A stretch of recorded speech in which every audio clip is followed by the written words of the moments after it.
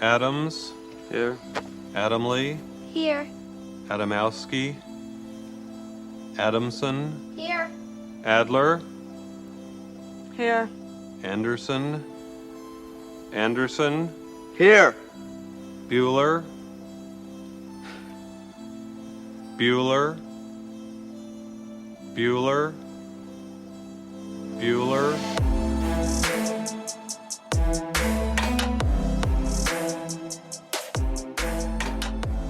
The Epstein files, Brian. I ain't trying to get in Any- all that. Any notes? No. I don't What know what else to is believe new? in all that shit anymore. It's just What like else is new? We don't. No, if we're gonna get into it, let's get into it. No, I'm kidding. Let's break it down. As we've Be a talked, you long don't intro. need to have an opinion. Got it. No, not a whole lot's too new on my end. Um, Working a lot, no fishing. Have you recovered from chucking the pounders, monster deuces, Yeah. ultra dogs? Backhandled it a little bit better than I thought it would, so good takeaway. That's good. I mean, if you remember that one muskie release that put you on IR for about, I don't know, 3 to 6 2 years. weeks. Yeah, I 2 think years. I'm always gonna be a little bit scared from catching a big fish and releasing it now, but just gotta be smart about how I get down in that awkward bent over squat and release the fish. Kind of sucks because you just catch so many big fish. If You you gotta had like be a kind of if you careful. you need to get a flatbed bass boat, and then I can just lay down full starfish across the front, and put the fish back in the water Sure. for I'll get that sure. for you next year. Thank you, Serge. I'll hook that up. Yeah. All right, well, everybody, welcome to episode number 130. The boys are back. I hope everybody enjoyed that live on the Taps and Tackle pontoon boat with Joseph, Matt, and Anello. I had a blast. Unfortunately, Max and Brian were not able to make that trolling sucker sesh that we had down there in Stevens Point, but that is a blast. I highly, highly, highly recommend hopping on that pontoon boat with Sir Captain Matt Lazarski. And of course, Joseph guides in his little river jet boat. Not little, but she gets around and gets into the skinny water. Um, Great guys. And Anello, great beer. I'm rocking another Central Waters tonight, Oktoberfest lager. I Ooh. know you guys would like these. Did he hook you up? He did. He brought beers for myself for later, and he also brought beers for the day. Wow. Um, yeah, I think the other one we got was another lighter lager, like Milwaukee. I can't remember something, He but must it have was given very you like solid. 2 racks if you still got some to sip on. Yeah, what do we mean by beers for later? Yeah, had to be 60, 70. Gonna be around Thanksgiving? Yeah. I mean, if your boy doesn't keep sipping on too many, yeah, I think I got a few for you when you come north over Thanksgiving. If Anello didn't give the old boy a new problem, a new bad habit, they'll be around for you, Max. Shout I've out drank a beer Anello. before. Shout out.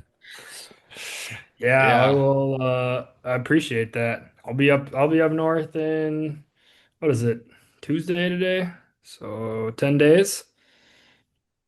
10 And days and you're going to be on the edge, on the cusp of ice up.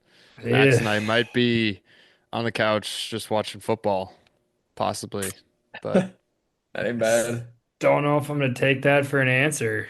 Just I'm not willing to accept that my muskie season may be coming abruptly to an end here very, very good. soon. That is the answer that I was looking for there, because ain't no way I'm giving up that easy. Gus, did you get Because, did you get snow up there today? Because I was in Oshkosh and they got like 3 inches dude, it was accumulating. 40 flat, calm, and sunny. It's Hell 40 yeah. degrees today. It was Just like totally full opposite. full blizzard when I was driving on 41 earlier. That's Weird. insane. Yeah. Yeah. I mean, the forecast is looking like decent. I mean, I know a lot of people listening out there probably have have winterized the boats and whatnot. But if you're still getting out there, there's options, and of course southern Wisconsin and parts of like Minnesota Metro. I assume Max is fine to It's get in there. fine. I mean, we Yeah, we're like, knock on wood, I'm hoping to get out this weekend. I mean, I'm looking at 52 degrees on Saturday here in Minneapolis. I mean, Yeah. that's nuts. that's You know what plenty. I mean? Like, Yeah, yeah, we're not even, I mean, obviously muskie season ends here December 1st in Minnesota, no matter what. But right. um barring any changes, I mean, we're gonna be open for probably until the season's done, I would assume, at least on the larger lakes here, barring any crazy cold front or whatever. But yeah, I mean, it's weird. Thanksgiving, if we get out, knock on wood, um, will be probably like the only true cold fishing I will do this fall. I mean, It's been fine. it's been fine. I got out last weekend. Ryan Becker was nice enough to take me out down in Iowa, and it was like it was warm, man. It was not bad at all. And a couple other times I've gotten out this fall, it's just not been terrible. So I'm ready for it. I'm ready for it. Find me some open water, Gus. Let's go. Dude, we can do it. Remember last year what we endured in those last few days? I mean, highs were Yeah. like teens. Those were the That's right. highs and windy. But that was what was on our side to keep the lakes open. Open was the wind. Which the last Right. 3 nights we have not gotten any, and it's dropping down to like 17 again. So, uh, pretty Bravo. much every single shallow lake and smaller lake is, and launch in the bay is almost done for. Have you been driving around keeping those landings free and clear for yourself and others, doing your good deeds? Yeah. Yeah, yeah, totally for others too. I'd be Just more than dunking the happy trailer in. if I did all that work to open a launch and show up and somebody else is, reaping the benefits. But, hey, You're just a good guy. I'm You're just just a a good good guy. guy. Yeah. That's I what I like called to Gus. do. I called Gus after work on my way home just to check in, see how things are going on the home front up there in Eagle River, and he's in his boat, and I just hear the engine going, and he's clearing out a landing that on a lake that he didn't even fish today. He's just like, "Yeah, I was in the neighborhood and figured I'd try to open this landing back up that was frozen." It's like, dude, it's Why? dark out. What are you doing? So There it's was just almost 2 inches of ice typical at the landing. Were you crazy just Gus playing or shit. were you going to do like some mapping or something for some reason? Mapping? Hell no. No, I wanted to make sure that thing was clean and I saw a lot of ice. I stepped on that. I walked around like, you know, on the ice and then Oh, just that started seems spud safe. barring the Yeah, shit that's out good of it. stuff. I had a spud Nice. bar. Yeah, for Wait, Mike sure. spudding so in front of me and boots. It was so you were shallow. just there to test it. Sure. Yeah. Yeah. Yeah. There's nothing you like more than a free hour to go map a new lake. Straight up. Dude, I am bad at that. I will literally just take whatever time I can get if there's daylight, even if it's dark, and just go to a lake and just start mapping or trolling or That's just funny. keeping my eye on Keep the waypoints. ecosystem, Yeah. making sure the waypoints are still there on my graph. Like, okay, okay. Yeah. You're gonna turn into a fish, man, sooner or later. I mean, you've been, I mean, shit, you've been crushing it lately. The bite up north has been, I mean, surprisingly great. The live bait fishing sounds like it's just kind of done a 180 for you this year. I mean, you're still running guide trips and whatnot. When's your last guide trip? Is it this week or are you done? It's this week. It's the day before this pod drops, so tomorrow. Final day with the guy. Head out today. We got our Northern Wisconsin cookie cutter today, lost another, and with that being said, we are going to swing for the fences tomorrow. I told him straight up, like if we Trolling get or that, suckers? uh, I think we're gonna sucker pull again and cast because it's gonna be warm enough, which has been nice because the one we lost today was actually casting a swimming dog like over 6 feet of wood, so Damn. some fish are still kind of shallow. Of What course do you they think are. has attributed to the sucker bite resurgence? I think there's been a pretty good supply overall on where I've been getting them. I've kind of gotten them all around town, like Guide's Choice, Tadpoles, I mean, Last like, why are Cast, and the Saint muskies Germain. eating them? Oh, why are they eating them? Yeah, not like how stocked the bait shelves are. Well, that's important, dude. Every Yeah, that's there's true. That's been true. falls There's where some like years, yeah, yeah.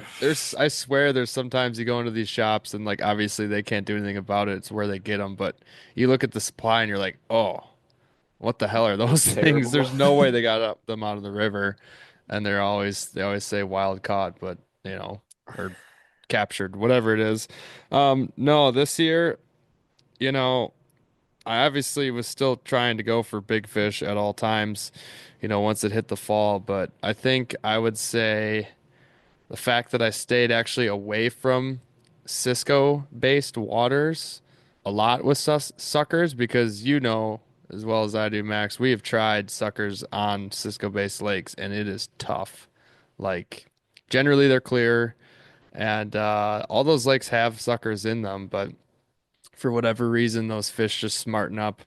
And if you just go to a stained system or just a little bit more of like a color to it, it seems like they will eat suckers a little bit better. I want to say that's it. And then the other thing that I've been doing I think, plenty of people probably have, and, let us know if you had the same success, but I was using mega suckers this year. Have gotten pretty Oh. Hmm, much all of the big fish and interesting. fish. So, Yeah, I think the other reason nature's healing itself, right? These fish aren't worried about Hmm. live scope beams. These fish aren't worried about big harnesses off their suckers anymore. They're not scared of the boat. I think the muskies might be acting like muskies. and like Wow. Yeah. 90% of our bites were down rods too. So Yeah, just right at the boat, sucker, Mother bam. Nature making them dumb again. Mm, love that. And rotating lakes too. Like not just, I mean, there's a few lakes I hammered home a few times, but like rotating lakes, as soon as you catch a few on suckers and run through all the, juicy spots, um, it seems like once you put that beam, whether it's your deucer, your boat, your engine, all that over a muskie too many times, it seems like they smarten up like really fast because it's fall. Ah, Hmm. They sit in the same spots. It's cold. boo. They don't move much, and I think they get kind of, I don't know, taken away from their spots. At least that's what I saw. Like the more I went to a lake throughout the fall, the worse it got. And every time I went to a lake I haven't been to in either months or years, it was good. Yeah. Oh, that's cool. I mean, yeah, I'm holding out hope for Thanksgiving because I have not been able to set the hooks into a muskie with suckers yet this year. And man, we came close on Saturday. We actually got our two casting, which was great. I honestly prefer that anyways, but um there was one that chased a sucker. I don't think I've ever seen a muskie chase a sucker as hard as this fish did.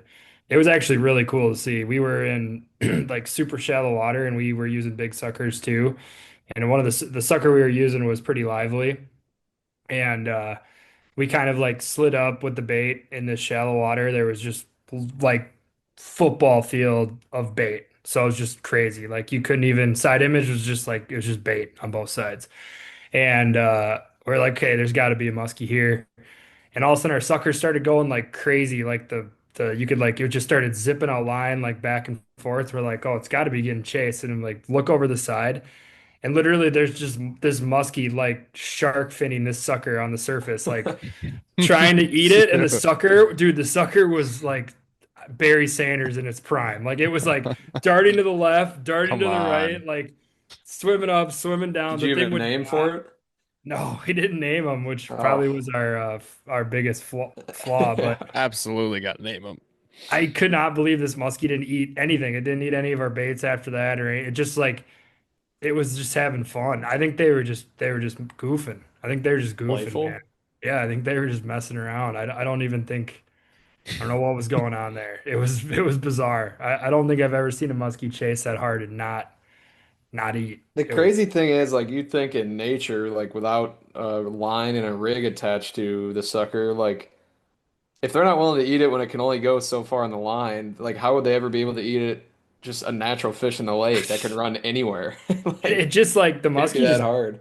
gave up. Like we kept imaging him over and over and over again. Like he wasn't leaving where we were, but he only did one, super hard, aggressive, like got up off his ass to go eat this thing. Couldn't catch him, and then just like swam back down to the bottom with his tail between his legs, like, shit. Yeah. They So, do that. It's like what happens in the summertime. Like if you miss your shot or if they like nip too much in the figure eight, if they're like so red hot and they like kind of half-ass eat your lure because they're just trying to like nip at it in the figure eight or something like that. And as soon as like they do that, you don't get fully hooked, they kind of still like slow down, they get off of it and they're one and done. Same true. shit with the suckers. They have dropped them. A few have ran like over 100 feet of line and then drop them, which is kind of crazy to see. But have definitely watched a few on, live scope, looking at the suckers and chasing the absolute living daylights out of them. Not like to the surface, like you're saying, Max, but like really hard. And some of those do not eat, which is crazy. And I'm Yeah. showing I multiple suckers, different angles, watch them leave, turn around and kind of just drive the boat in the vicinity. Because a lot of times when they leave, they just go right back to the crib or break line or edge that they came from, typically. Um, mhm. but I don't know. It's Yeah, I weird. think our sucker took out like over 20 feet of line Yeah, without getting chewed that's insane, in like 6 feet of water. dude. Jesus. Got nowhere to So go. it just kept, yeah, it was wild. Really cool to see. But yeah, I mean, I was glad glad to put a few fish on the bag though on Saturday. Could be kind of like getting close to the end. So Sweet. I don't know what's happening there, Max. You were kind of glitching out a little bit. Was that happening for you, Brian, too, or what? Yeah. oh Oh, man. it's all good. I think you're good now. Didn't pay the Wi-Fi bill or something like the last couple months. What's going But on? Yeah, I it's been suppose taking a so. crash on you. Have You you know guys what? seen it? I think I got, yeah. I think we're just gonna introduce Will right away. I forgot I sent the link. So, hell yeah. Will, how are you doing tonight? Good. I just wrapped up my muskie season. I started the process of winterizing the boat, so I'm all done. But I had a really good year. This is my third year guiding, but multiple years in the Northwoods. I grew up on the Pike and Round chain just west of Minocqua. So that's kind of where I cut my teeth. And then I fish all over this area and then some Canadian waters too. So I've listened to you guys talk quite a bit, but I'm excited to be on. Right on, Hell man. yeah. Excited to have you. I guess we'll just dive right into the late season then, since your muskie season sounds like it's done. But this fall we were just talking about live bait fishing and that it's been fairly good for Gus this fall. Curious to hear what your thoughts are on that. If how has it been for you? Did you do it much? Kind of talk to us about that a little bit. Yeah, it was good. I'm limited to weekends on the fall. I'm a special education teacher at a high school here in Rhinelander. So I can't pick and choose my days, which is a little bit tough. So I battled some warm weather, battled some windy weather, but the sucker bite was good. I only missed one pickup, which was really nice. That's not usually the case. But I would say that the amount of pickups on live bait was a little bit down for me. Again, I'm a little bit biased just because I'm fishing less in the fall than I normally would in the summer. So I'm kind of, at the mercy of the weather. Sure. Was that so when you say missed a pickup, was that like fish grabbed it, you set the hook and Yep. didn't get hooks or something? That's Correct. pretty Yeah. economical, not losing too many suckers to the muskies. That's good bang for your buck. Good Yeah. ROI there. Well, I guess that brings up another miss. I was fishing with my dad, gosh, 2 or 3 weeks ago, and we got out to a spot where I had a bunch of fish located, and I put the first sucker in out on a float, and I was rigging the second sucker, and I heard this pop, and I rigged my sucker with a bobber and a trolling clip, So what happened was a muskie had come over within 20 seconds of this sucker being in the water and hit the sucker so hard that it popped the bobber off and ripped the sucker off the rig. So I pick up the rod and I'm like, I can't really feel much. And I hand it off to my dad and he's like, there's nothing here. And the sucker was completely gone. So I guess I had two misses, but only one hook set and miss, I guess I should say. Pretty wild. I'll ask this because I know people listening probably won't want to know what rigs were you running and how big of the suckers typically were you running? My sucker size depends on water temperature. Usually I start a little bit smaller and kind of graduate to bigger as we go on. But I have seen it where, days with, forward facing sonar now, it's so nice. You can flip back at your back sucker and see a fish following. If I'm seeing that quite a bit, I'll actually take out a different size sucker than that one and try that out. And I've seen it even late fall where I have a 16 to 18-inch sucker out when they're following it but not hitting it. I'll change that sucker out and that can produce a bite. So there's no really hard and fast rules as far as size of sucker. But as far as a rig goes, I have to give Rob Manti a little bit of credit. He kind of gave me the idea of what to do just because I was frustrated for a long time with how many fish were around suckers, whether you're seeing them on side imaging or, there's a fish down there when a sucker's freaking out. So I kind of picked his brain a little bit and he gave me some ideas for a homemade rig. And the way it works is there's a rubber band through the nostrils of the sucker. So you have a baiting needle to fish that through. And then the hooks are actually a lot smaller than typical sucker rigs. They're all the way down to like 1/0 VMCs. And the soldered on hook, so obviously a treble hook has 3 hooks. The soldered on hook is bent straight. So that acts as what goes into the sucker's flesh. So then if the hook is sitting here, it's really flush to the sucker's side. So it's really stealthy. And that's definitely made a difference, especially in clear water. So like, for example, if you throw in a sucker rig and, it's any brand, so you can't really call out anybody for doing it because there's bigger hooks on most of them. And you look at the sucker from over the top while you're sitting in the boat, it's like, wow, there's a lot going on there. So having that rig with the bent out hook, you throw the sucker in the water and it's really, really stealthy. And I think that makes a big difference. Have you been running fluoro or wire in front of it? Yeah, I run fluoro.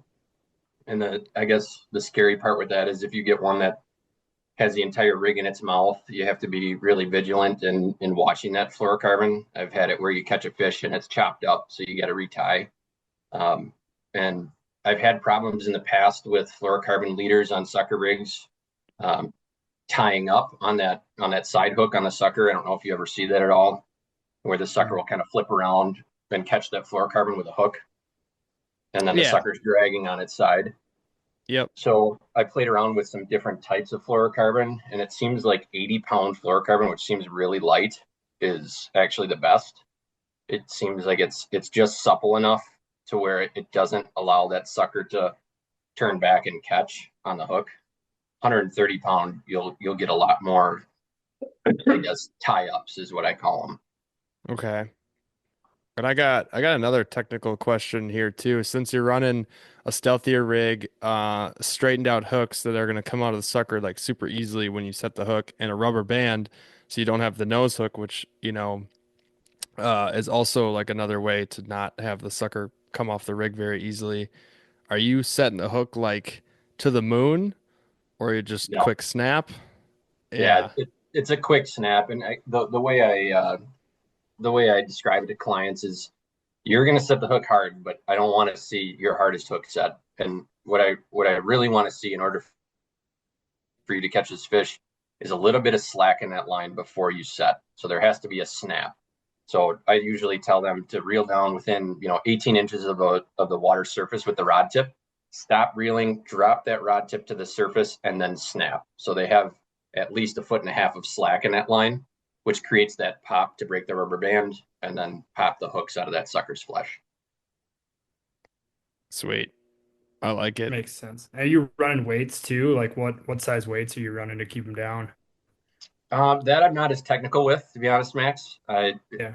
typically, if it's windy and the boat's moving a little bit faster, I'll add some weight.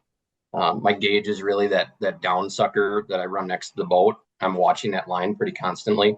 If I'm noticing that line is not vertical and it's swinging out to the side, I'll put more weight on.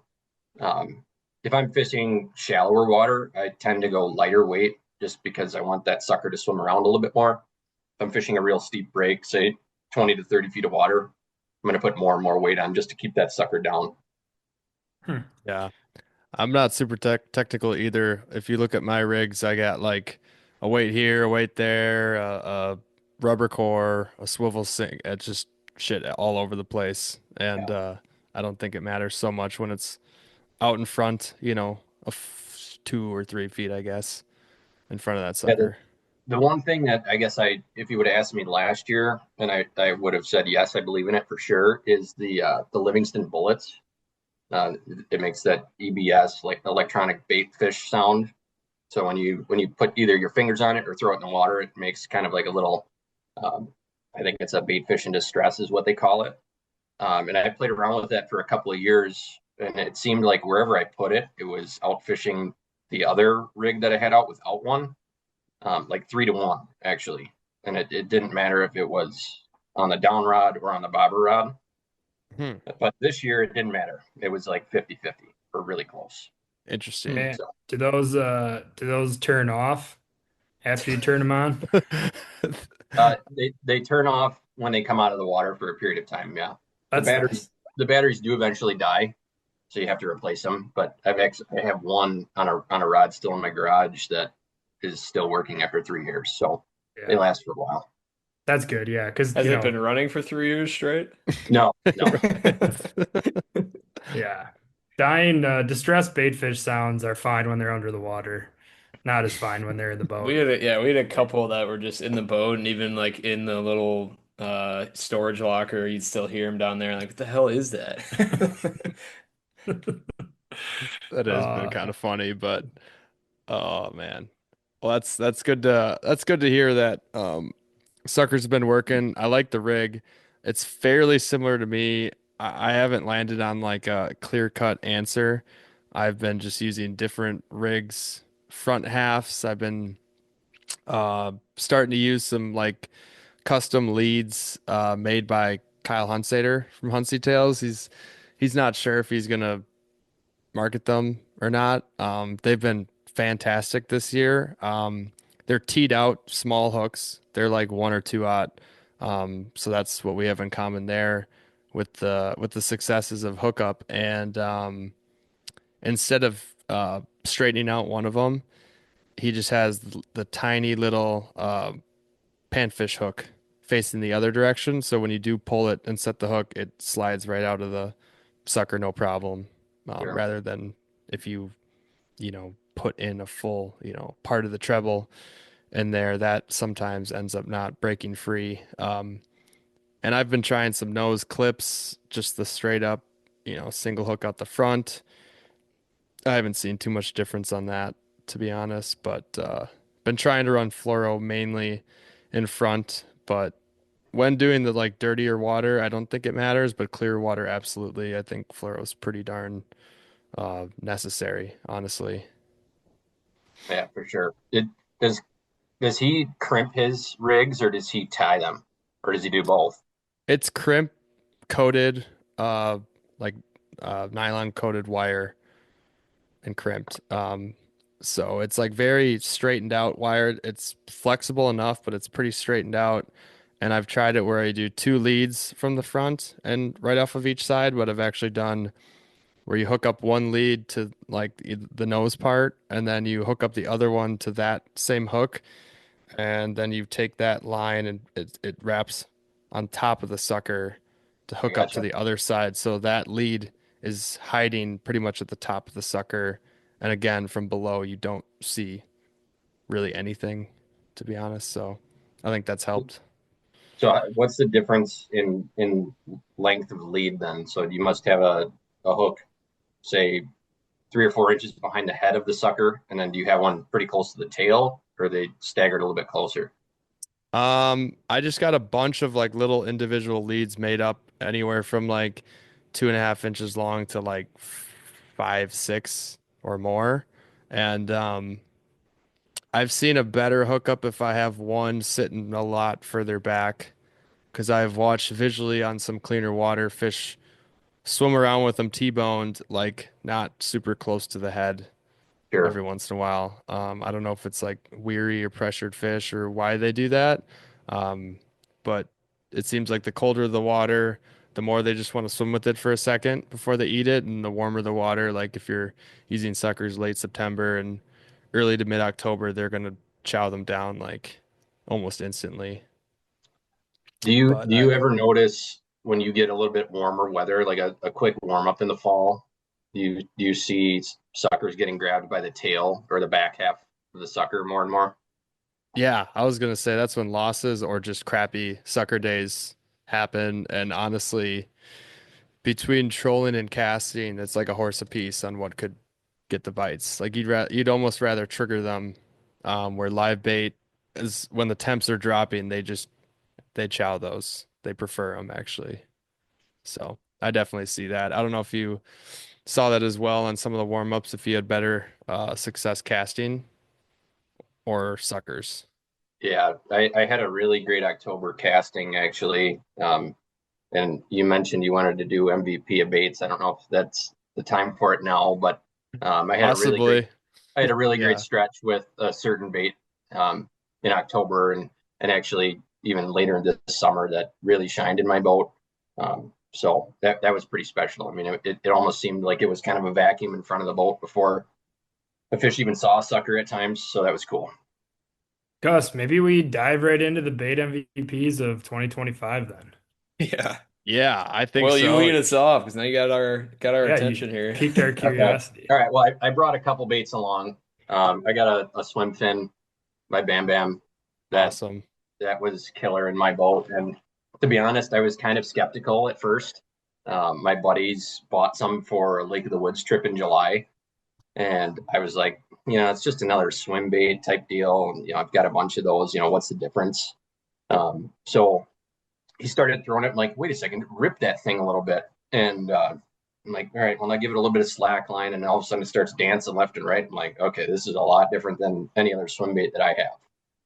And as soon as he started doing that, he started catching some pike, and then we caught a couple of muskies. And then I was like, all right, well, I need to buy some. So as I was in Canada, I was actually standing on the edge of the island on a Thursday night trying to get Bam Bams Go on loaded his in my drops cart. every week. Yeah. Yeah, loaded in my cart so I could get them when I was back from Canada, and it worked out. And I've had to make a lot of orders since.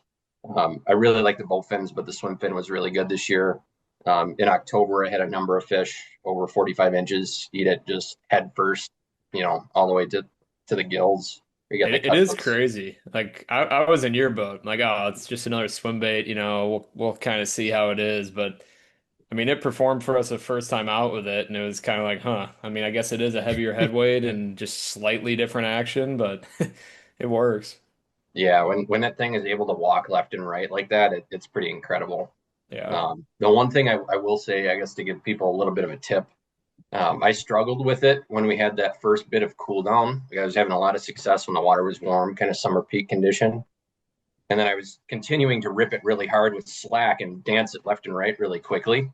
And I wasn't getting much out of it as far as action goes. So then I started just kind of like almost like a tube, just kind of pull and pause and let that thing jump and then just nosedive and kick down. And after I started doing that, it was really good all the way to the end of the season. That kind of makes sense. So I'll bring up um our good friend Taylor Flannery. He had super, good success with the swim fin this year, and it was just slackline popping it, getting it to dance left and right super fast. And I know he was like absolutely obliterating fish in August, which is, a great rubber month, especially for when you're ripping it really hard. And he straight up said, like, all of a sudden out of nowhere, they just stopped eating them. And that's, funny you mentioned that there. Taylor doesn't go as late into the year with his trips and everything, but he's like, yeah, it went from straight up, you know, s- swim fin bite to like a mag dog bite, and he might have maybe given up on it too early, or I'll probably let him know like, hey, I think you just gotta slow her down, and they'll still work. But that's good to know. I might have given up on it too early too, and just started chucking pounders for absolutely no reason other than to bring them into the boat to hopefully eat a sucker. It was pretty much my game plan. Yeah, I mean that's the other thing about that bait too is it's so incredibly easy to throw compared to some other rubber baits, like especially for clients. So once they get the hang of the cadence, it's like I can do this all day. It's not hard to throw it, it's not hard to work it, and it catches fish, which makes it even better. I think I do. slackline. Oh, go ahead, Brian. I was just gonna say I do love his marketing for that bait and the bowfin, but his Instagram, I think it's weekly drops, but he's got some really sweet colorways that he's coming out with. If it was With fishing like season or if we were getting close to opener, I'd probably be nabbing a couple, but I'm gonna hold off a little bit here. no new Yeah, bait it's season, not this spring, Yeah, Brian. maybe not till the new year. Yeah, 26 is the new year, Yeah, guys. can't load up now. yeah, I haven't given the painted ones a whole lot of time just because I've got a couple of favorites that have been doing really well on, but I did pick up one of those walleye ones. I think it was one of the first drops he did with the custom painted, and that thing is really sweet looking. Yeah, Watchy walleye or whatever. Yeah, yeah, with the I think white belly, he's. Sweet. it's like a I think pearl he white just belly. started painting him too. Like he was just doing like the full like two solid colors, and I think he's just starting to paint some now, if it is paint. But Yeah, it's got to be paint, and I know he said he tested him, but with painted rubber lures, you're kind of taking a shot in the dark the first time you buy one. And I will say it has held up. It's pretty darn good. Whatever he's doing to it, it works. That's good yeah, because inevitably rubber is just gonna get chewed no matter what, painted or poured or whatever. But what I was gonna add there is like for people that haven't ripped rubber a whole lot or whatever, but like popping it and slackline hitting a smaller rubber bait like a swim fin is so much easier than like slow pulling like a heavier like Mag Dog or Medusa or something like that. Especially Medusa, those things pull hard with the three tails. Um, but yeah, slackline pop, it looks like it's more work because you look like you're moving faster and your body's moving a lot more. But honestly, if you got the right technique, it's a lot easier. And that's kind of a hard one to describe unless you like hop in the boat with somebody who's done it. Yeah, for sure. I mean, I see it sometimes too, where people start working a rubber bait in the beginning of the day, and you're like, wait a second, we gotta take a break here and learn how to do this. Um, you give them a regular Medusa, and there's like long pulling. Like, well, trying to do that for 8 or 10 hours at a pop is pretty tough. But if you're just making contact with that bait and then allowing it some slack and making it go left and right, obviously less than some other lures with three tails. But that's really how you trigger bites, at Mhm. least from my experience. Absolutely.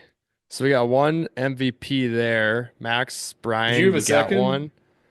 Do you want to like Let's save the honorable mentions for the second round. How about that? I was gonna say, I think we could do one right now, and then we roll into like honorable mentions and maybe another bait that surprised us, or one that you didn't see coming, or one that was in your tackle box for 5 years that you brought out again. Just something random, maybe is the third, if we want to do that.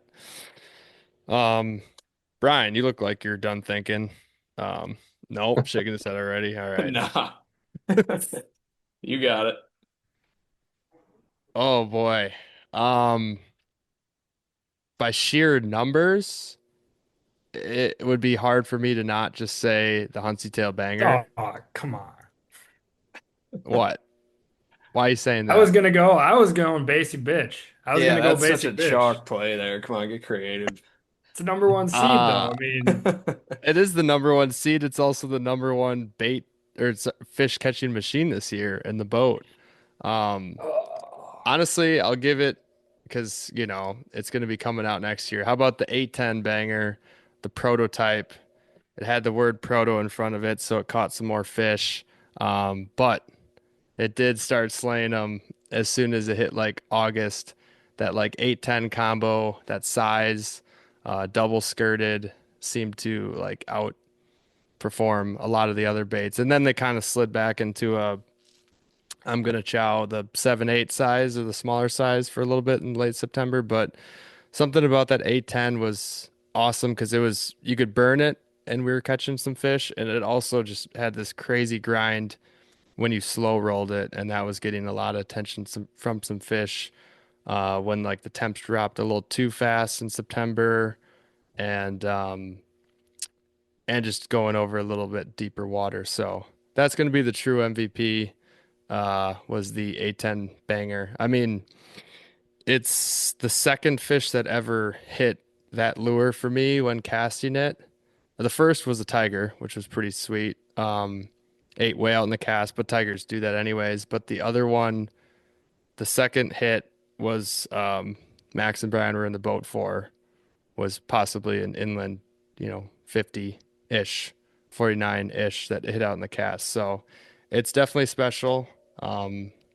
And it put multiple mid 40s in the boat and a tiger. So it's got that bling bling to it.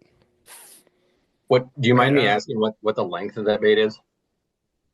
Um, Probably the same length as like a double cowgirl. It's just a double skirted. Um, I would say it's comparable to like the 8-9 banger or like a junior cowgirl, double skirted size.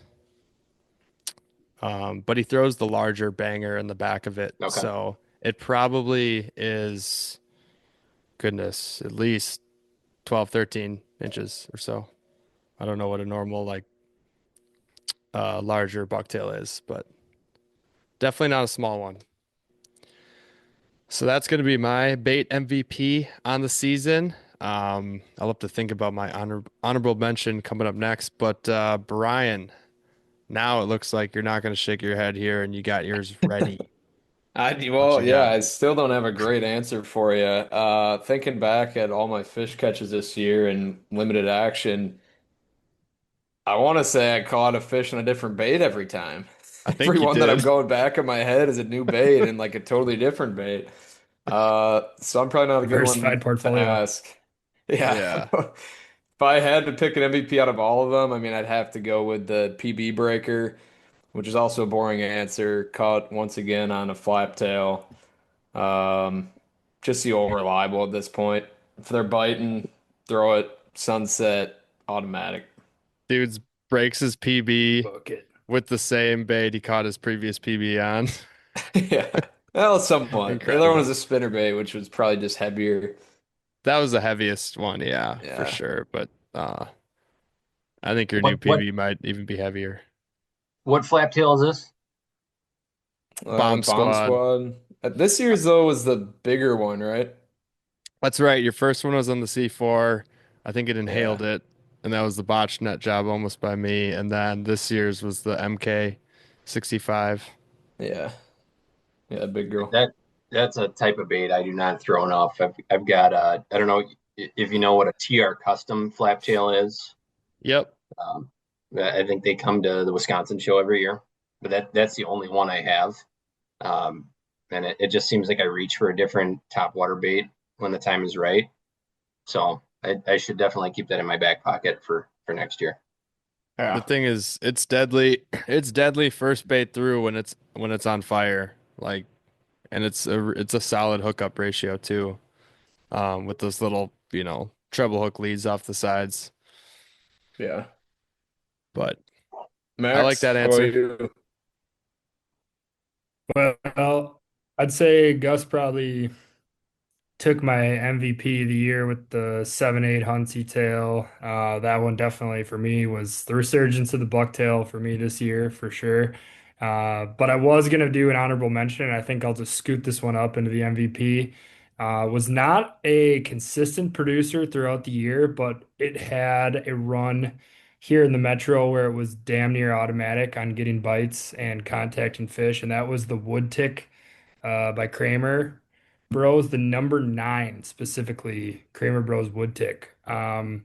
I don't know if the one we have now has just gotten chewed so much to the point where it runs like legitimately perfect. The one thing with the Yeah, wood true. ticks that I've kind of struggled with a little bit when you need speed. They're great, but they kind of sometimes will like bulge a little bit too much on the surface or like kind of almost come out of the water at times.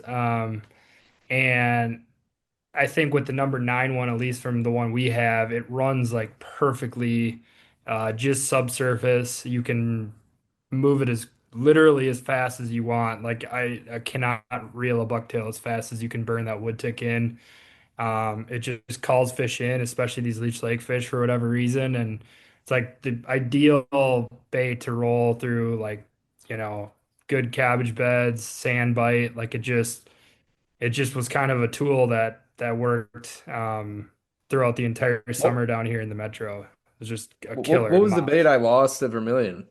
That was the base jumper by Kramer. Oh, that's right. That's right. It's a Revolution like blade style ticker, but it has a big weight in the front, so it Had, sinks. yeah. Big heavy head, which I mean, I'm gonna get another one and I'm gonna send you a Venmo request, so just give you a That's heads all up right. there. Hey, it looked cool. Uh, I was a yeah. believer of it for the two casts I had. Yeah, I was one of those baits where I just kept probably waiting for too much the right time to use it. The Yeah. one day I actually like threw it, I had fish come in on it. It just, for whatever reason, it was like a bright blue, sunny bluebird day in the metro and it just was tough to get bites that day. But yeah, that would tick for like a stretch in August and September was just like no, I felt bad. People I was fishing with, like the fish were not coming in on the second bait through. Like it was just the wood tick that they were coming in on. Incredible. Um, and it was absurd. And it was every single night after work, like they were eating it or following it or trying to eat it. Big fish, small fish, didn't matter. That thing was just So popping. So. you got to catch one fish within an hour in a weed bed in August. Gun to your head. Banger or wood tick? It would be a banger in Wisconsin and a wood tick in Minnesota. Damn. It's got to Yeah, be down And that's to a got to be the science. answer. the banger worked in the metro too. Like it definitely did, but for whatever reason, like I just had a stupid sense of confidence with that wood tick there for like a 6 week stretch. And it was just hard to take it off my rod. Like I would stop throwing it for an hour and just kind of be like, what am I doing? I just got to keep throwing this thing because it'll eventually it'll get bit. Um, Fish are just showing up on it. So got to see some outrageously cool boat side stuff on it, just watching fish like lose their shit in the figure eight in the clear water. So that kind of sealed it for me. I'm like, man, I just got to keep throwing this thing. It works. So that'd probably be my sneaky bait MVP of the year. Do I you love mind it. asking, or do you mind, I guess, outing what kind of pace you're bringing that bait in at? Fast, like Fast. Mach Okay. 10. And it seemed the faster I reeled it in, the more bites I was getting. And like it got to the point where um I was like, there's no way a fish, oh fuck, there's one. Like there's no way a fish will eat it going this fast. And they were coming in like 15 to 20 feet behind the bait and closing the gap in a short amount of time. It was pretty cool. That's super cool. And then would try to slow it down at night, and for whatever reason, I kept thinking that was gonna work and it never did. And looking back, maybe I needed to keep the speed up and even at night, but I don't know. It was just one of those things where, you know, moon phase in a metro water when those fish were fired up, like it just seemed like they were super honed in on that noise it kicked out. And I mean, Gus can kind of attest, we probably haven't thrown them as much as we should in northern Wisconsin, but I wouldn't say we've seen that same reaction to those baits in northern Wisconsin, even though I feel like I don't know why they should work.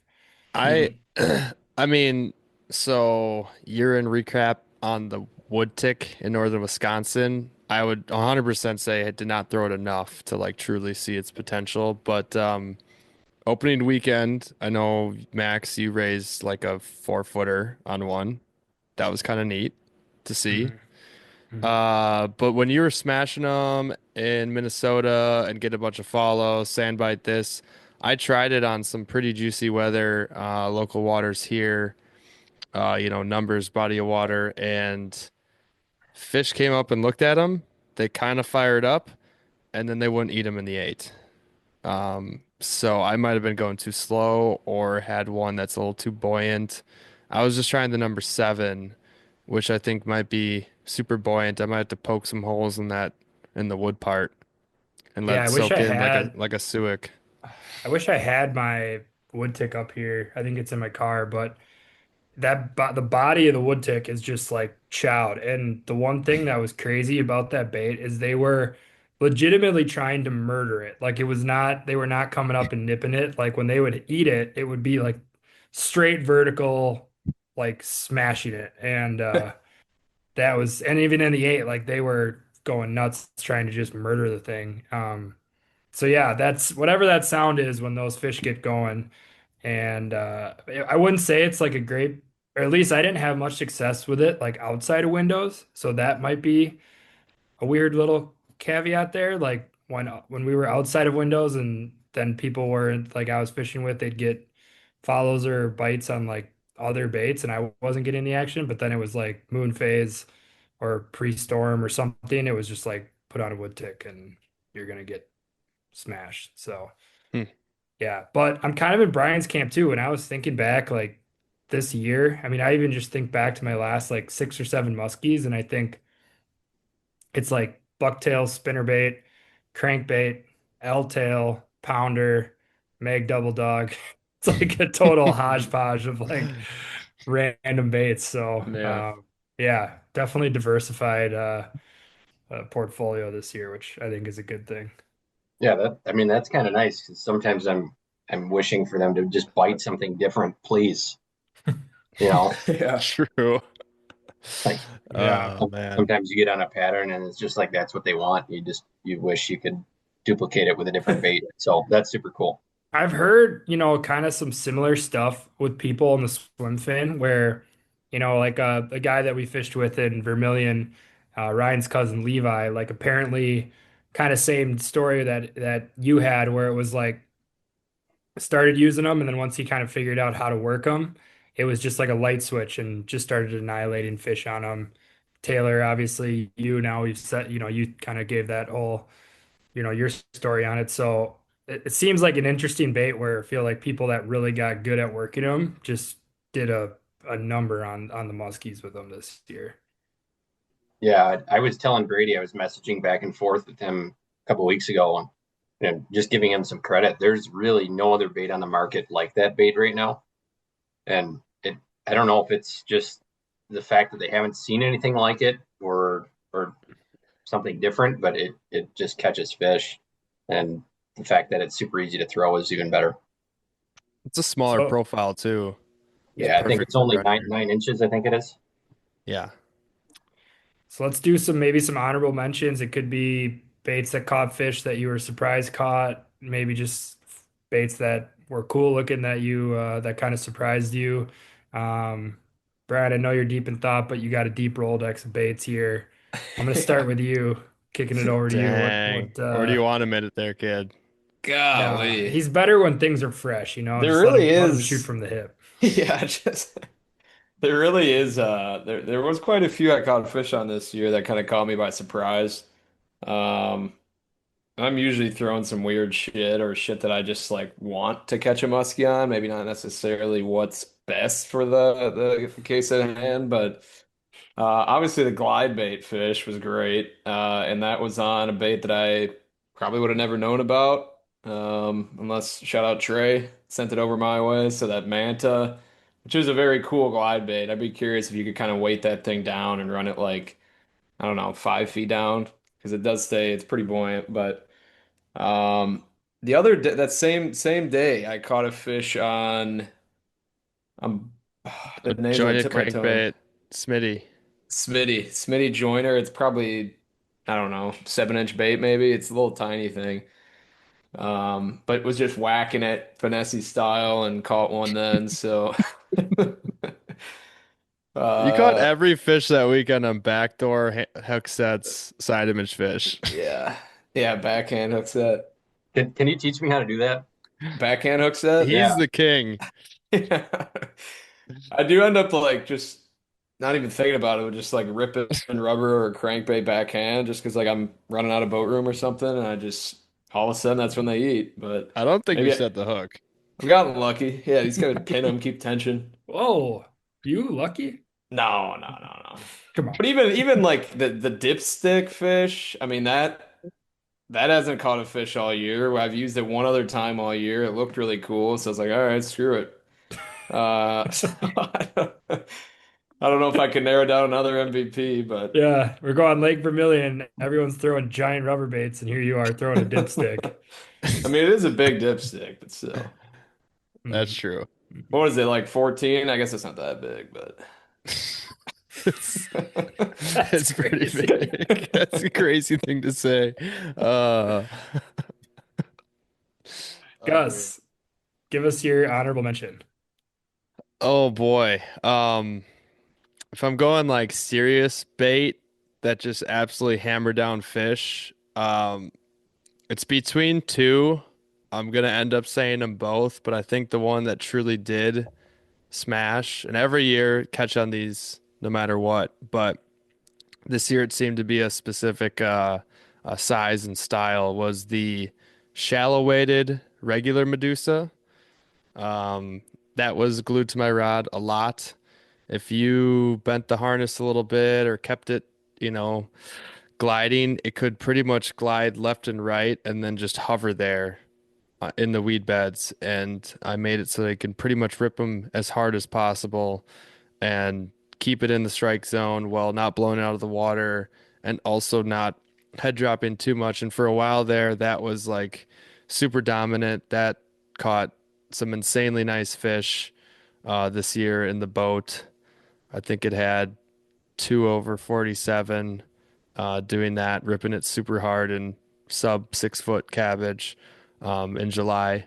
And the secondary honorable mention that is kind of another tried and true every single year is Ninja Tube with the blade off the back, ripping that when the rubber bite is on fire. But that's another one where it's just like when it's on, and then when it shuts off, they won't sniff a tube and they go to something else like a blade or whatever. But when that's on, that's kind of tough to beat, and that's a different cadence. Where the deuces, I feel like I'm ripping them way harder and faster, and the tubes, you're letting them go a little bit more up and down and have an extra fall here and there. So those would probably be mine. I don't know if we're still going to do something after that for one that shocked you, but I definitely got one there, possibly. I mean, Bait talk, I named man. like four of them, so you might as well let it rip. Yeah, all right. So one that definitely shocked me and absolutely dominated in a different category is Leo Lures. Makes a crankbait. Um, Mm. Wow. at Surprised you mentioned that.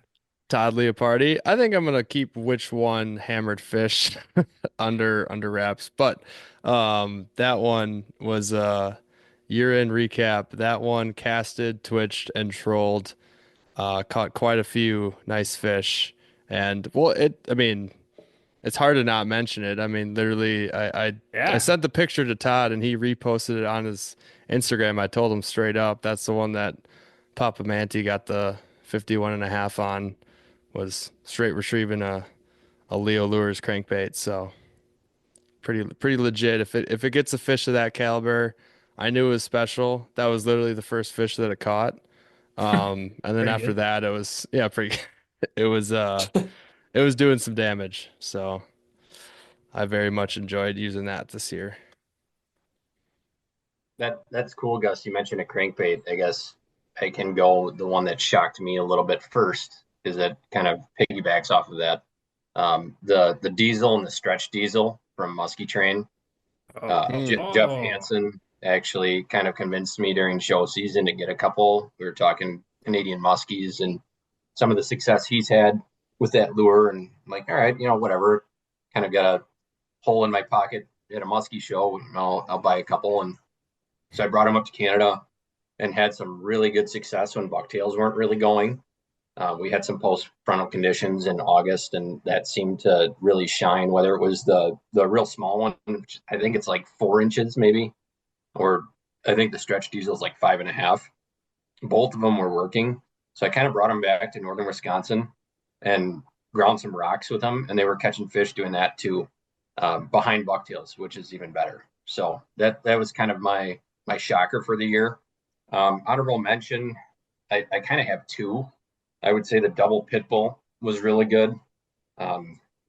specifically in that like June timeframe, like that bug hatch timeframe. Something that got down to that like 10-foot range, but also hung in the water column. That really shined then. But also, I guess a little piece of information for people is it was really good after dark. Just something that hung in the water column, Mm. just a little bit extra than say a mag dog or even a regular, just like a pit bull. That bait was really, really good for me. This even into, I would say like late September is kind of when it started to shut off for me, which is kind of odd because you'd think the double pit bull would be really great into the fall, but for some reason I just stopped seeing as many fish on it. The other one I had, which I have with me here, is 10-inch high impact Suic. The color doesn't really matter, but the important part is the lead weight. So when you have the lead weight here, it knocks on that high impact plastic, and that seems to call fish in. I don't know what it is, but it just knocks. Sometimes when you throw it in the water and it lands belly first, you can hear an audible clink from 100 feet away. And that bait's been really good for me for a number of years. Not quite as good as the swim fin this year, but it's been really good. So What's with Will, that high impact? Oh, sorry. You can Go go. ahead. Oh, okay. Sounds good. I think you're Will, on with a that delay, but all good. There was a delay in both of us then. Yeah. Oh, Go jeez. ahead, Max. Yeah, Go like I ahead. said, my internet bill must just be stuck in the mail. Um, so with the double pit bull, one thing I wanted to ask you about, first off, that bait looks unbelievably good in the water. Size profile, like the way it works, insane. Um, so when you mentioned fishing it at night, I guess this goes for any rubber in general. Asking you for maybe some tips on how to kind of control the bait boat side at night because I have thrown rubber at night and I feel like my IQ drops like 100 points trying to do it. So, you got any tips or tricks for night fishing rubber? yeah, I mean, and I guess it's a little bit different because I'm fishing in the back always. So I have the luxury of casting straight out, and as the boat is moving, I can bring that bait in from behind me a little bit, if that makes sense, Mhm. which allows me a little bit more feel of where that bait is rather than if the bait's coming in at a 90-degree angle, you're kind of handcuffed. If you have 8 feet of line out, we've all done it, and you start doing your figure eight, and you're like, oh shit, and Mhm. if you have a fish behind your bait at that point, it's kind of done for. So I guess when I'm throwing rubber at night, and it would screw people up if you're in the front of the boat, is casting perpendicular to the boat and letting that bait come in just behind you. So then you have a little bit better feel with your rod as to where that bait is in the water column and how much line you have out. Typically though, like I don't even know if I've caught a fish in the figure eight on a pull pause rubber bait at night. It just seems as though like if you get it over the structure and you pull it, and typically what I'm doing is a lot slower pulls. I'm not snapping like Gus and I talked about prior to this. It's a lot slower, like the Minnesota pull pause. I see like sometimes Doug Wagner on his videos. It's like a real long sweep and pause, and you let that bait hang and fall. That seems to really shine at night, and a lot of the fish are eating it way out on the cast, which is awesome. Gotcha. Okay. That makes sense. And probably puts a little less emphasis on the figure eight with rubber baits, which is good. And honestly, I think you could probably accomplish that in the front of the boat, fishing at night in the front. If there's just two of you there, it probably won't be too difficult to kind of do that same technique as well. Yeah, I mean, by no means am I perfect with it either. I mean, every once in a while, I'm not quite focused on it.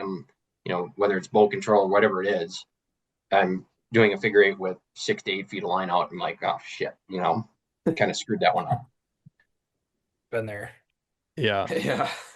It does. Now that I think about it, I've never caught a after dark fish pull pause in the eight. The only times it's been in the eight or a hit, loss, catch is straight retrieve, whether it's a top water swim bait, bucktail, that kind of category, or a straight retrieve in like a crankbait or something like that as well. That yeah, that makes sense. What I wanted to ask on another bait you brought up was the high impact 10-inch, which is that just the straight up one you buy that's not like weighted or with the Yeah, custom so weights? I guess I got real excited about it for Lake of the Woods specifically when that bait came out, because you'd work a 10-inch suic for so long, and then the nose would become all frayed up, and you'd have to get a new one. So I was like, this high impact one is going to be great. You can bang it into rocks and it'll last, which it does, which is awesome. But what I found is it's really, really buoyant compared to any other suic, specifically the 10-inch weighted suic. So I started putting bell sinkers on it just to get it to rise a little bit slower. And then when I was doing a figure eight with it, shortly after I put the weight on, I was like, whoa, there's kind of a knock there when you pull it. And you can hear it if it's a calm day and you do it right under the surface of the water. You can hear that lead bell sinker hit on the underbody of the lure. So I don't know if that's it, or it's just because it's a suic, because obviously those are great too. But I've just kind of rolled with it, and I've got a bunch of them, and they seem to catch fish really consistently. So that's kind of a little tidbit for people. I've heard a lot of people say that they don't like the high impact suic, but I think just tinkering with baits is a big deal in the muskie world right now, especially with how many people are muskie fishing. So if you can be just a little bit different, that helps a lot. No, that makes sense. It probably does make a different knocking than the wood. I mean, it's a completely different consistency. I've tried that knocking not on a suic, but actually on a beaver, putting at the front of a beaver, hitting on the plastic head. That makes it go from the two or three joints or however many it is that are clanking together to another one that's just knocking in front. And I think it's making another bait that people are like, oh, that's not doing a whole lot, but it's making a shit ton of noise, just like a suic. Yeah. Doesn't look like it's doing a lot, but it's making a lot of noise, and just the whole rise aspect is what gets them to eat, which I think is why like a 9-inch or 10-inch weighted wood is the most popular. So that's probably why people maybe were turned off of the high impact if they did rise too quick, which is why the first high impact I bought was the custom weighted one. So you can throw however much weight you want on it with the screw ins, which maybe I overlooked the other ones to throw on a bell sinker. So Yeah, I guess the other thing I hear too is it's a little bit harder to tune a 10-inch high impact suic rather than the 10-inch wood, which may turn people away. But if you play with it long enough, it runs very true, and you can get it to hunt left and right just like any other good suic. So sweet. Well, I think that is that everybody's MVP, or do you have another honorable mention, Max? Or Brian? Or you already did I think all of them, Brian. Yeah, close. I haven't done any like shock bait or honorable Dockers. mention. There you Yeah. go. So I got one that came alive towards the end of the year was the pounder. It was a bait that Oh, Bounder. yeah, definitely had not thrown really at all, and for no other reason than just I don't know. I don't think we ever really owned many of them. Still don't. Still really Still don't don't. have. No. nor But do I. yeah, they're apparently they work. That's got one on Vermilion on the pounder, lost the 58 and a half on the pounder. And It's then 58 and a half now. um oh It's yeah. 60 of that. And I might then have to hear about this yeah. fish. What's that? Oh, how much time you got, brother? Yeah, I don't need to hear Um this again.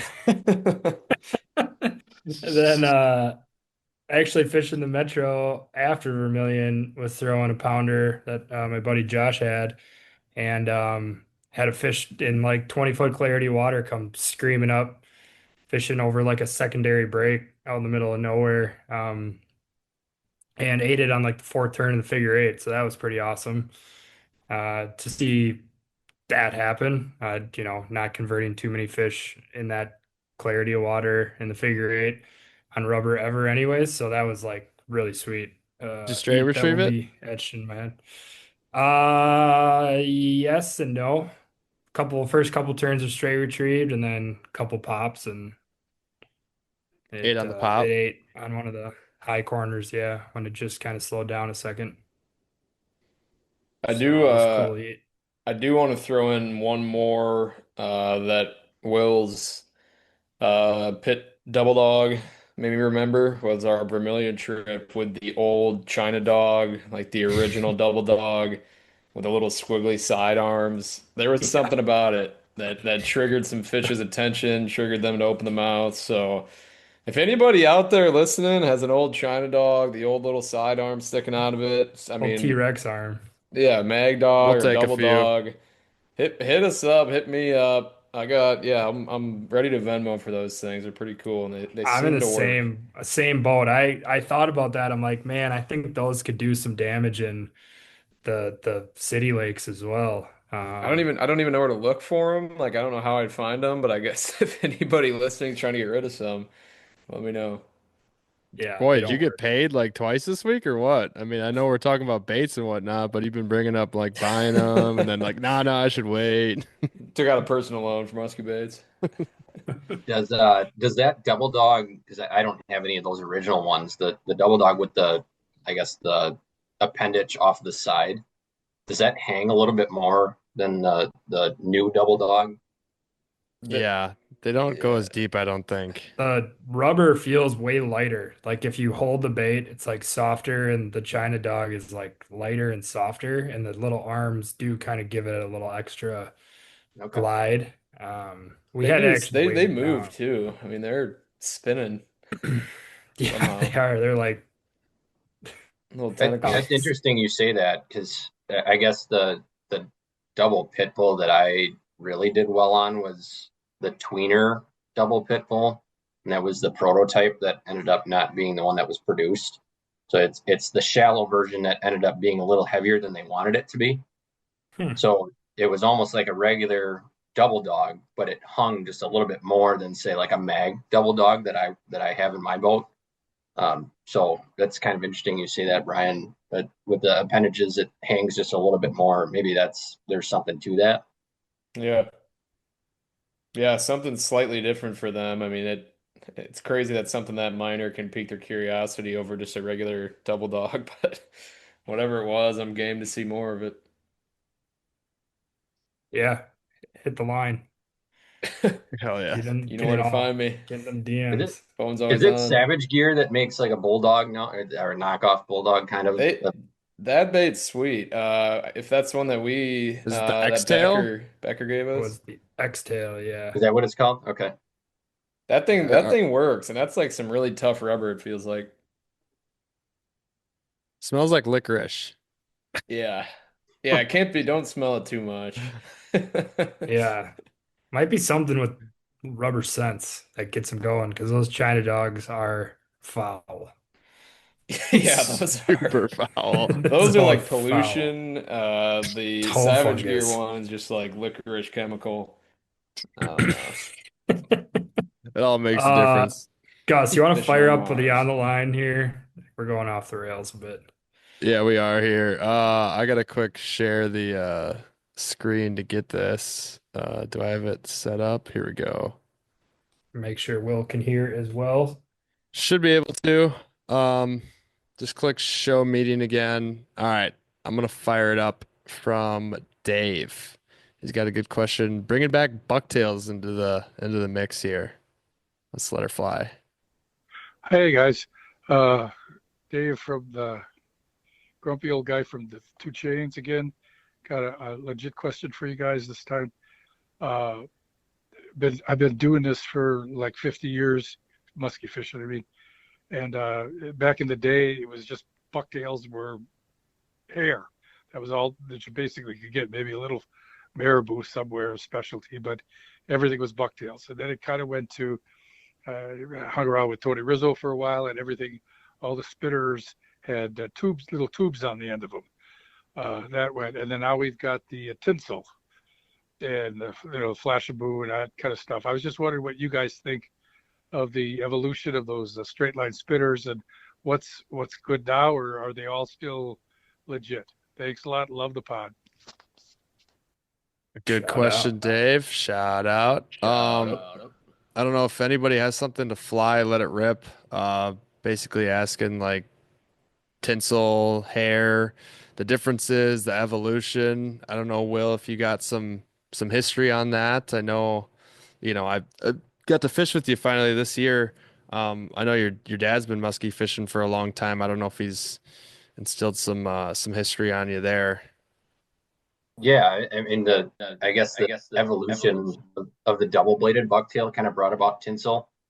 You get obviously the vortex behind the double blades, which makes the tinsel really pulsate in the water. I guess on my end of things, I typically throw more hair, meaning bucktail and marabou, in the earlier part of the season, just because that's typically what comes on those single-bladed bucktails, whether it's a marabou or a booker tail. But one bait that I've actually done really well on in the last couple of years is the electric bunny from Muskie Mayhem. It's got that marabou in the front, tinsel in the back.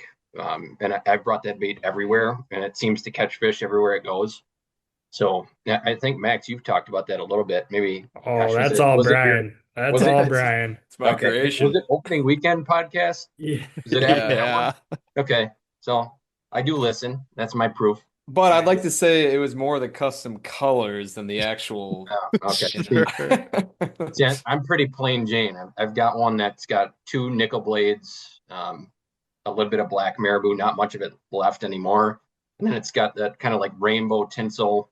I think it's, gosh, I don't know what the name of it is, but when you look at it in the sunlight, it's got all of the colors. And it seems like that's really good anywhere it goes. Now, Yeah. a dumb question I mean, we have an electric bunny and I know it's a double nine. Are all electric bunnies double nines or they come in different? It's called the electric bunny and they make it for the showgirl, junior cowgirl. That I don't know. That's a really good question. And I'm not a good Muskie Mayhem salesman, I guess, but the electric bunny I'm accustomed to is double nines. I do know they make a double Sure. eight. I guess it's like their showgirl, but I don't know the name of it, and I probably should. And I don't own any of those, but they've been in my cart a couple times at Team Rhino's website. I just haven't quit the trigger. Let me check out that and see let's see what's going on with that. Might have to pull trigger on something here, even though it's not bucktail season. Yeah, I need yeah, to yeah. stop. I'm gonna hold off till 2026. Right. I don't know. I mean, we kind of all started fishing when that evolution of bucktails, at least the, synthetic hair, deer hair, marabou, were kind of all already introduced. So I don't know kind of the hype when like, oh, Flashabou came out. I'm sure people are kind of losing it over that. Like, oh, it's gonna be the next great thing. Um, and so on. So I don't know. I've always liked marabou. I feel like marabou isn't thrown a lot on bucktails. Most people have synthetic hair or some sort of tinsel in their bucktail. I keep saying I'm gonna get a big like chamois, some big full-on marabou The flasher. bucktail. Yeah, something just with like long strands of marabou because they do swim in the water nice, and I feel like it's just like we were saying, just these subtle differences in these baits can be the difference. So I guess to add a little bit there is I took a Muskie Frenzy 8.9 with double black blades, and I took the tinsel off, then tied my own marabou skirt with longer strands, like you're talking about, Brian. yeah, And I brought that to Lake of the Woods the last couple of years, and that's been really good, specifically in like sunny conditions. It's cool. Seems like sometimes that tinsel is just a little bit too much, and something that doesn't quite throw as much light. That's Yeah. been kind of a game changer, which I should probably do more of, but I've only You got said one all of them right black. now. Yes. Yeah, that'd be cool. That sounds like a dynamite bait.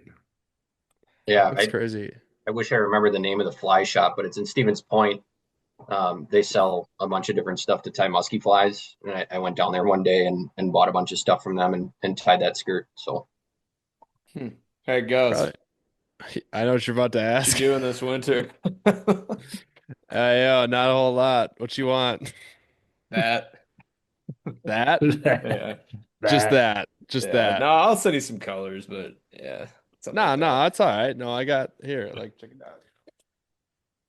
I got Or- my or- vise right here. Yeah, I'll do it when I come up to ice fish. Ready While to y'all go. are setting up the tip ups and stuff, I'll just tie up some Oh, appreciate big that. bucktails. That's big For of y'all, you. for you guys, of course. Yeah. Right. mine is pretty crude. It doesn't look very good at all. I'm not a great marabou tire. But It it looks worked. like a 7-year-old tied some twine around some marabou and threw it onto a bucktail, but it works. Probably what mine look like. Real. Yeah. I don't even like the fact that you're mentioning ice fishing right now, Brian. Yeah. Yeah, that's the tip ups are coming out of storage here this week. So Oh. Oh no. Oh. yeah. Hate hearing that. Yeah. Yeah. God. As long as we just get open water for Thanksgiving, that's what I got my mind on right now. That should work. Is it All going to right. be cold? Yes, but Yeah. you'll have open water somewhere for sure. All right. Love the vote of confidence Yes, Yeah. that I needed to hear. that's big time. So, is there anything we want to cover? We did kind of, I mean, I'd say the bait MVPs was like a big recap kind of on the year. Pretty much what worked. And I would guess that some of these MVPs to all of them are probably going to crush next year, if you give them the Yeah. time and place. Um, I don't know. Is there any? There's a lot that we can cover. But we'll have to have you back on here. I don't know if there's anything you'd like to add before we sign off here. I know. Do you do some seminars or some? I know you do some a muskie school, right?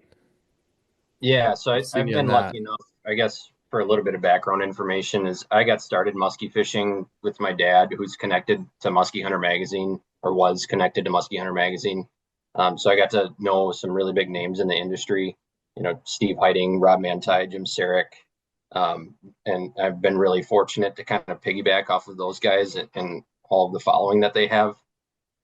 So I've been lucky enough to be included in the ESOX Muskie School, which takes place in Saint Germain in the first full weekend of June. So I do some talking there for guests that are staying during that weekend. And then I've talked at a couple of different seminars on some different topics. As of now, I haven't talked at any muskie shows. Hopefully, sometime in the future, that'd be great. I Mhm. probably have to up my social media game, which I'm not good at all. Um, I I guess to me, it's not my full-time gig, so I guess a level of secrecy is still kind of in my back pocket. But for guys that are doing it full-time like you guys, you're doing a really good job at getting yourself out there. So I give you a lot of credit. It's not easy to do, and to give people content to watch or listen to it's pretty cool, and including myself because I do it pretty frequently as well. Appreciate it. Yeah. Yeah, we love doing this podcast thing. I feel like this is kind of our good way of getting out there each and every week. Whether it's our adventures, guiding, tournaments, baits, show stuff, highlighting guides, highlighting bait makers. I mean, we've just tried to kind of hodgepodge it all together.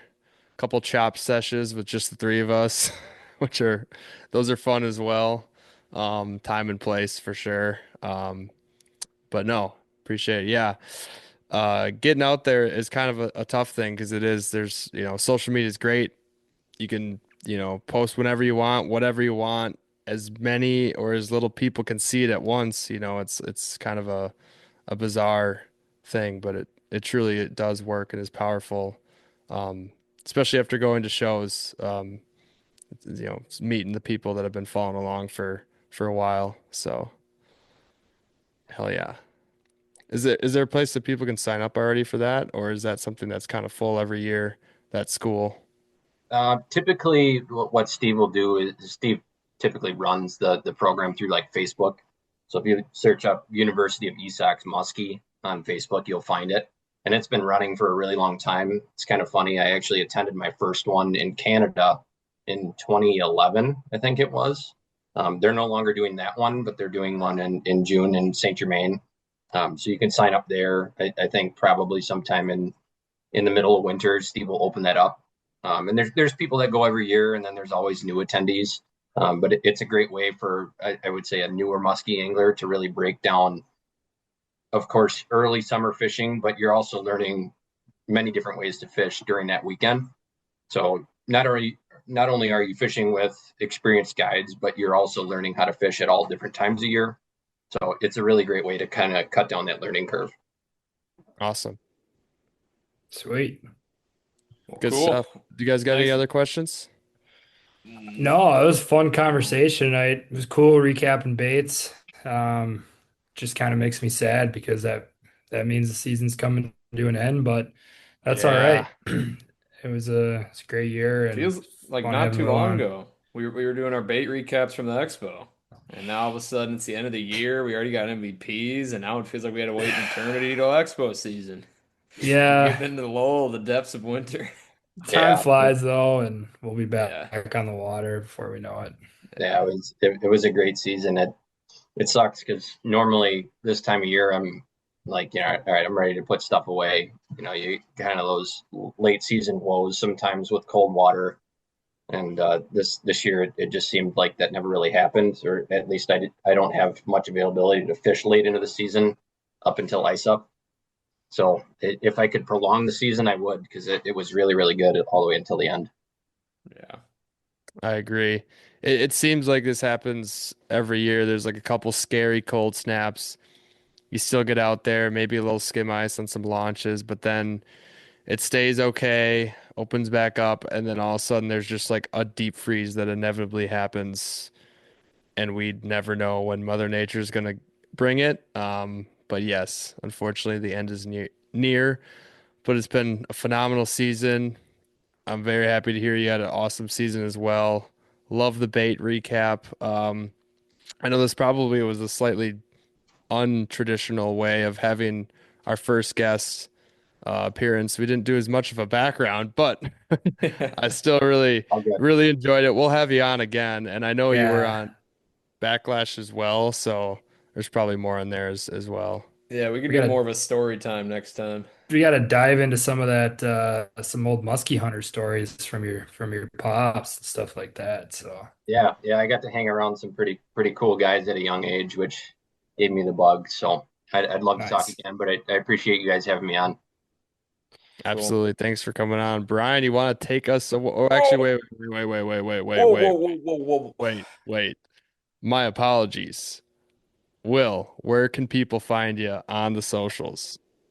Yeah, you can find me at Facebook or Instagram at Sconnie Guy Adventures. Otherwise, you can give me a call or text at 262-902-1618.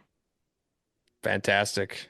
Clear cut, right to the chase. Brian, now take us away. All right, everybody. Thank you for listening to this week's episode of Muskies on Tap. Shout out to Will Buhler for coming on to this week's episode. Incredible bait talk segment, guys. I did not think we'd have that much to yap about with bait, but we did it. We found a way once again. Nothing but dark days ahead, guys. Unfortunately, seeing ponds start to ice up down here. Jesus. We got 3 inches of snow down in Oshkosh, Wisconsin today. I couldn't believe it. I had to throw the old car into four wheel and make the trek to the highway. People are starting to go under the speed limit already for just a dusting of snow, and it's really starting to get under my nerves while I'm driving. I'm trying to work here, people. All right, let's go. Keep the speed up. Get the chains and the tires if you have to. All right, thanks for listening.